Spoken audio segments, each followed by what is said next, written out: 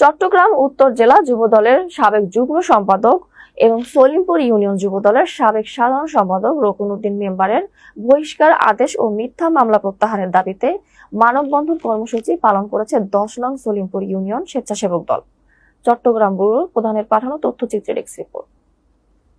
সকালে চট্টগ্রামের সীতাকুণ্ডের জঙ্গল সলিমপুর আয়োজিত মানববন্ধনটি সলিমপুর ইউনিয়ন স্বেচ্ছাসেবক দলের সাবেক সভাপতি সেলিম উদ্দিন মাহমুদ সভাপতিত্ব করেন।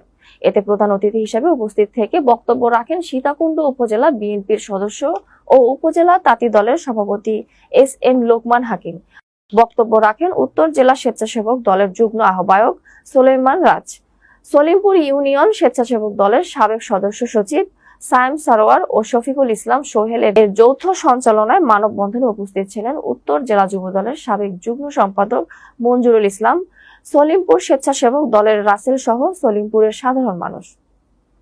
বক্তারা এ সময় দলের ভাইস চেয়ারম্যান তারেক রহমান সহ ঊর্ধ্বতনদের কাছে অনতিবিলম্বে বিএনপির নেতা রকুনউদ্দিন মেম্বারের বহিষ্কার আদেশ ও মিথ্যা মামলা প্রত্যাহারের দাবি জানান।